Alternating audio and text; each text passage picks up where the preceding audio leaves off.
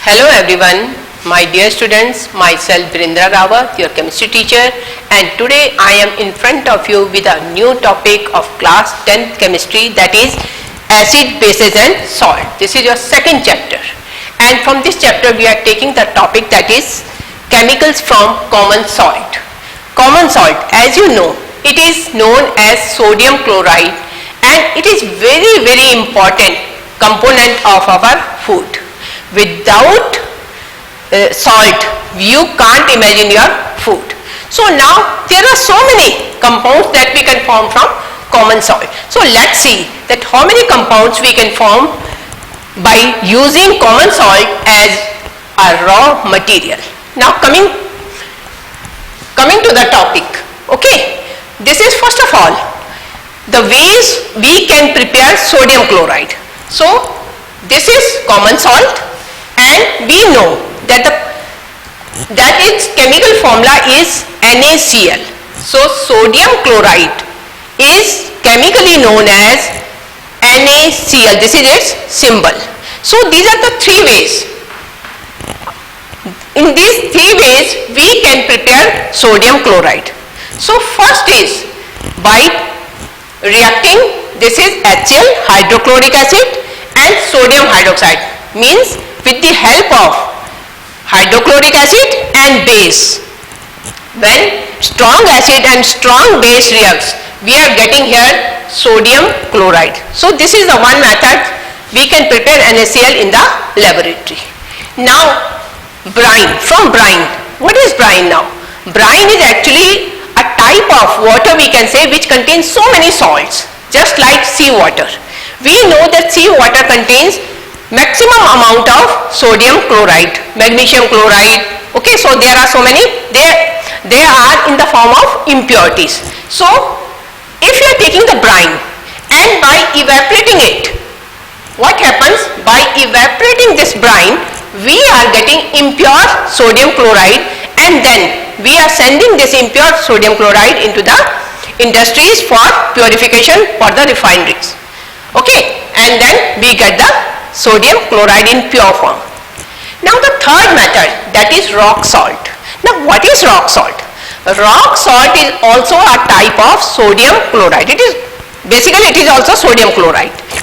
But why we are saying it rock salt? One is table salt. Table salt means NaCl that we are using in our food, and rock salt is a mineral salt that we are getting from the minerals. And as I have written here, you can see on the blackboard that when seas of bygone ages dries up, that means what happens? Lot of water under the earth get dried up, and there all the sodium chloride is deposited, and then that sodium chloride is dug as we do the mining of this coal, okay. So this is rock salt. So what is the difference between table salt? Now I can say table salt. One is table salt and another is rock salt. So this table salt, this salt we are getting from the brine, from the sea water, and this is being purified in the refineries. It is getting purified, and we are adding iodine also in it. But this rock salt, this is mineral salt, so it don't need any refining, and the color of this rock salt is brown, and this brown color is because of the impurities that are present in this salt. So this is the method that how we are preparing, how we are getting sodium chloride or the raw material for different type of compounds. Now coming to first compound that we can prepare from sodium chloride, that is very important compound, that is sodium hydroxide. We also call it NaOH, okay. This is a strong base, and this is very important in the laboratory. There are so many uses of this sodium hydroxide. Now how we are preparing it? The method to prepare this sodium hydroxide is known as Caloor-Alkali process, or we can also call it electrolysis of aqueous NaCl. Now coming to this process, Caloor-Alkali process. Why we are calling it Caloor? Now see first how it is formed. When we are taking brine, this is NaCl, aqueous means water is present in it. Then when electrolysis is done, we are passing current through it. Then what is happening? We are getting chlorine at the anode and hydrogen at cathode. And as electrolyte, we are getting sodium hydroxide. So this is the reason that the preparation of sodium hydroxide is known as calor-alkali process, because we are getting chlorine as well as we are getting sodium hydroxide also. So this is known as electrolysis of aqueous NaCl. Now remember here, I am using the word here aqueous, because if you are not taking aqueous NaCl, if you are taking it in solid state, then nothing will happen here. Okay, so for electrolysis we have to take in aqueous state. Why aqueous state now? Aqueous state, because if NaCl is in aqueous state, you can see here, this is aqueous NaCl. Aqueous NaCl has sodium ions plus Cl ions. So in aqueous state, sodium chloride is having free circulation of sodium ions and Cl ion, and these sodium ions and Cl ions can easily move in the electrolyte, and thus when Cl molecules are combining, they are forming chlorine, and when sodium is combining with OH, then it is with water, then it is forming sodium hydroxide. So this is preparation of sodium hydroxide. Now coming to the third important compound that we can make from sodium chloride, that is bleaching powder. Now see here, bleaching powder. The formula of bleaching powder is CaOCl2. We can write it in this way also, CaOCl, and in the bracket we can put it, and then we can say Cl. So this is bleaching powder. Now how bleaching powder is formed? Now see, we are getting chlorine from calor-alkali processes. This chlorine, when this chlorine is reacted with calcium hydroxide, and that also in dry state, this calcium hydroxide is dry slacked lime, we can call it dry slacked lime. So this is very important, that calcium hydroxide must be in dry state, it should not be moist. So when this chlorine we are already getting from preparation of NaOH as a byproduct. So this chlorine reacts with dry slacked lime and it is forming bleaching powder. So this is bleaching powder and water is given out. Okay, so this is the preparation of bleaching powder, and we know the uses also. There are lot of uses of bleaching powder. Bleaching powder, we know that it is used in paper industries, it is used in textile industries, okay, to bleach the paper, to bleach the cottons, okay, to remove all the colors from it, and then the paper or the cotton or the clothes become white in color, and then we can get any color from them. So this is the bleaching powder. Now the next compound is baking soda. Now baking soda means sodium bicarbonate. This is another important compound that we can get from raw material sodium chloride. You can see here, this is sodium chloride, and when we are reacting it with carbon dioxide, water and ammonia is passed. Ammonia is very important for making baking soda.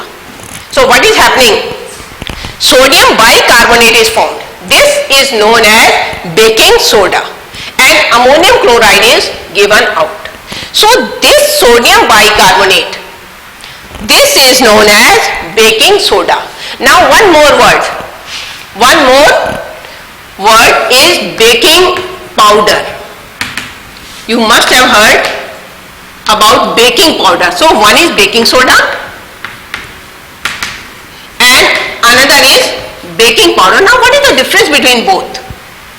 Okay, baking soda and baking powder. Students get confused. They think that both are same. No, they are not same, because baking soda is sodium bicarbonate baking powder is sodium bicarbonate plus tartaric acid.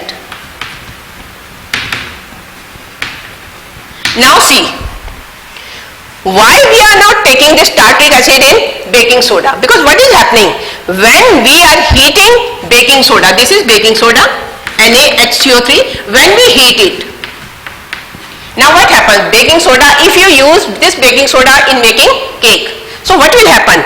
If during the bake, what will happen? You will heat it and this sodium bicarbonate, it will convert into sodium carbonate. And this sodium carbonate have a bitter taste, bitter. Okay, so if in cake you are using baking soda, your cake will become bitter in taste. So to avoid this bitterness from the cake, we add baking powder in place of baking soda. Why? Because this baking powder contains tartaric acid. So what is happening? This sodium chloride is neutralized by tartaric acid and the effect of bitterness closely stops. Okay, so this is the difference between baking powder and baking soda. So in cakes, for making cake, pastries, okay, we use baking powder, not baking soda. Now next ingredient. Now how we are making it? This is the process you can see. Okay, and this ammonium chloride, this is a byproduct. This is also a very useful component or compound we can see for the laboratory. Okay, now we are coming to washing soda. Next ingredient, next compound is washing soda. Washing soda, the formula of washing soda is Na2CO3 10H2O, 10H2O. If you are writing only sodium carbonate like this, then this is not the formula of washing soda. If you want to write the formula of washing soda, you have to put here 10H2O. Now this is the formula of washing soda. Now how washing soda is prepared? To prepare washing soda, we take baking soda. This is baking soda, sodium bicarbonate, and we are heating it. When we heat this sodium bicarbonate, we are getting sodium carbonate, water and CO2. Okay, so remember here also, in this case, in baking powder, when we are heating this sodium bicarbonate, we are getting CO2. Here you can see, we are getting CO2. And this CO2 is coming out from the cake and making it fluffy. Okay, so our cakes, our bread, pastries, they become very fluffy or spongy, we can say them. Okay, so this is because of this CO2, because CO2 is trapped there. And from where we are getting this CO2? When we are heating it, then CO2 is released. So this is, we are getting sodium carbonate. Now in this sodium carbonate, we do crystallization. Okay, and when we do crystallization, that means in sodium carbonate we are adding 10 molecules of water. We have to make its aqueous solution, and then after crystallization we are getting the crystals of sodium carbonate. This is known as washing soda. This is now known washing soda.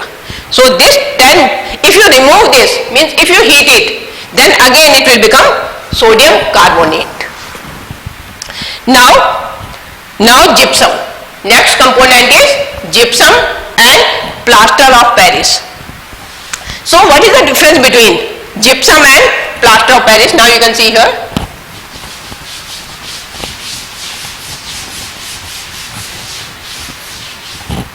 Gypsum, one is gypsum and another is plaster of Paris. We also call it POP. Now gypsum. See here, first I am writing the formula. Formula of gypsum is calcium sulfate 2H2O.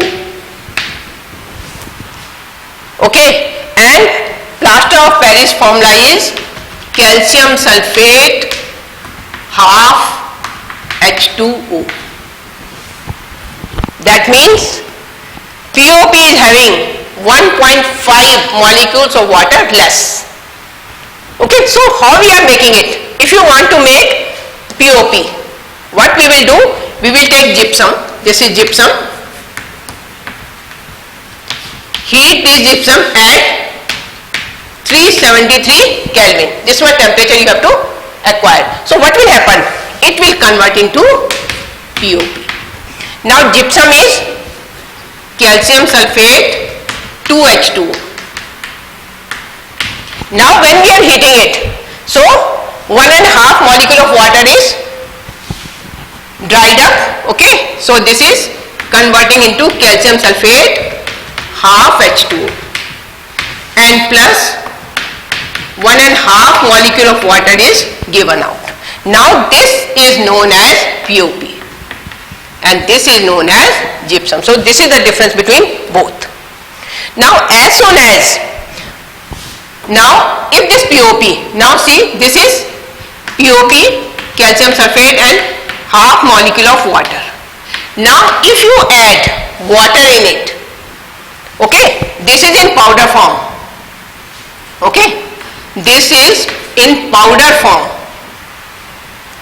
POP, this is POP, this is in powder form, but when we are adding 1.5 molecule of water in it, it converts into gypsum. It is converting into gypsum. This is gypsum.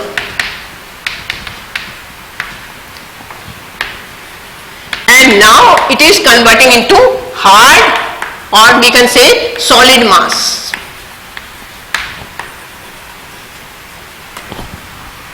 Okay, so in this way we can see that gypsum can be converted into POP,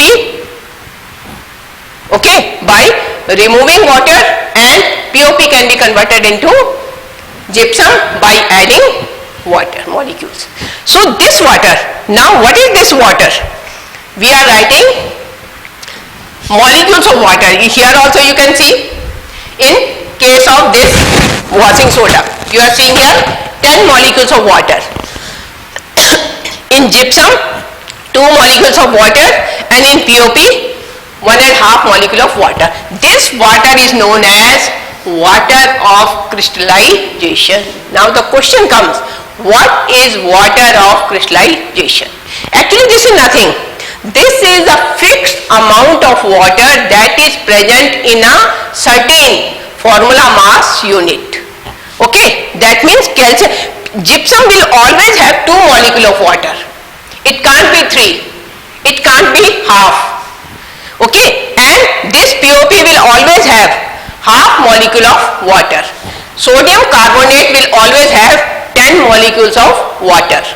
Okay, copper sulfate, there are other examples also, I can show you.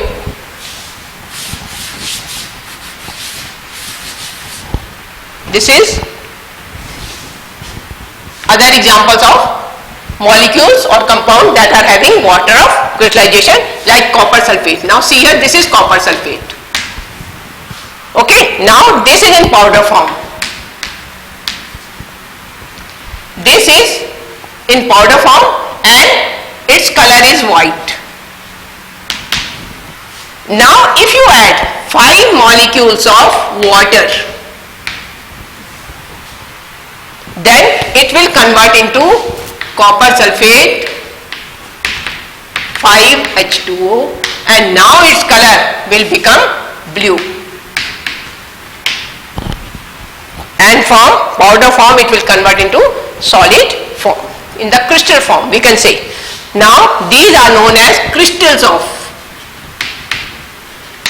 So hydrated molecule is in crystal form and anhydrated or dehydrated molecule is in powder form. So this is about water of crystallization. Now few important questions that are related to this topic that I have to discuss with you. Now you can see few important questions. Okay student, so we have studied about the chemicals from common salt. All the important chemicals I have written here. Now the important questions that we can make from this topic. These are the important questions that we can make from this topic. Okay, now see here. You can see here questions I have written here. So first question, this is about balancing. Okay, these are the questions that can be asked during your examination, board examination. So you can see here, this is first important question is write balanced chemical equation. Equation you have to write that chlorine gas passes through dry slacked line. This is nothing. Okay, this is chlorine gas we are passing through slacked line. That means this equation you have to write. Okay, this is the preparation of bleaching powder. So instead of asking you the preparation, how to prepare bleaching powder, they have turned the question in this way. So this is the equation. This is chlorine and calcium hydroxide is dry slacked line. So this is bleaching powder is formed. So this is first important question. Instead of preparation, they have changed the question into balancing. Okay, now see second question. Second question is bleaching powder is kept open in air. Now here this is bleaching powder. Now what happens if I am taking this is bleaching powder? Now if this bleaching powder is kept open in air, so what will happen? You have seen that if you keep bleaching powder open, so after some time the smell of chlorine vanishes. Okay, and it is of no use. It loses all its property of bleaching. So why it happens? Because when we are keeping it open, so what happens? This bleaching powder, you can see here, this bleaching powder reacts with air, and air contains carbon dioxide, you can see here. So this carbon dioxide from the atmosphere is reacting with this bleaching powder and converting it into calcium carbonate. So calcium carbonate is formed and the chlorine gas which is having the bleaching property is given out and our bleaching powder becomes useless. So this is very important question. Okay, what happens when bleaching powder is kept open in air? Now third question is baking soda reacts with dilute HCl. Now baking soda, we know the formula of baking soda is sodium bicarbonate. Na, this is sodium bicarbonate, and this sodium bicarbonate is reacting with HCl. Now what is happening? Sodium bicarbonate when react, we can see this is sodium and this is Cl. So naturally what will happen? NaCl will form. Okay, and hydrogen bicarbonate and one hydrogen is left, so it will give water and plus CO2. And this is carbonic acid, we can say H2CO3. So when baking soda react with HCl, it gives NaCl plus water and plus CO2. So this is the answer of our third question. Baking soda react to dilute HCl. Now next question is electricity passed through brine. So this is this question, you can see. Okay, this when we are passing electricity through brine, this is brine, aqueous NaCl, and when we are passing electricity through brine, we are getting chlorine at anode and hydrogen at cathode and sodium hydroxide as an electrolyte. So this is the preparation of sodium hydroxide. Okay, you can see they are changing the question. Okay, question is same, but only the method they are asking you is little bit changed. Okay, so this is actually the preparation of sodium hydroxide, this question. Okay, when electricity pass through brine. Now next question is formation of baking soda from NaCl. Okay, so this is baking soda and this is the preparation. This is very simple. Okay, how to prepare baking soda from NaCl? So this NaCl plus carbon dioxide plus water plus ammonia is passed through it, and this is the preparation of baking soda. So this is this question, formation of baking soda. Now there are few questions also. This question is what is rock salt? Rock salt I have already made it clear to you here. This is rock salt. Okay, this is when seas of bygone ages dries up. So this is a mineral salt. Okay, Why? Because it is mined as we mine the coal, okay, underground. And why its color is brown? Because it contains so many impurities. So the color of this rock salt is brown in color. Next question is, why is sodium bicarbonate used as antacids? Okay, antacid. Why we are using it? Because we know that sodium bicarbonate is alkali. Okay, it is behaving as alkali. And acid means when acid is formed in the body. So what is happening? This alkali is neutralizing the properties of acids. Okay, so the effect of acid is completely removing. Okay, so if we are having acidity problem, immediately we take sodium bicarbonate, or we can say a little bit baking soda. Okay. Next question is, what happens when washing soda is left open in here? So this is washing soda, you can see. Okay, if you leave it open, what will happen? It will lose water of crystallization. Okay, and it will convert only into sodium carbonate. 10 molecules of water will be immediately lost. Then is, why milkman add little baking soda to fresh milk? Okay, now see here. When the milk is fresh, we know as the time is passing, what is happening? Due to bacteria are producing acid in it. Okay, and this baking soda is working as a alkali. Okay, so what is happening? The acid that is formed by bacteria is being neutralized. So the fresh milk can be used for a longer time. So we use, what we do? The milkman used a little baking soda to keep the milk fresh for a longer period. So these are the type of questions that can be asked from this topic. So that's all.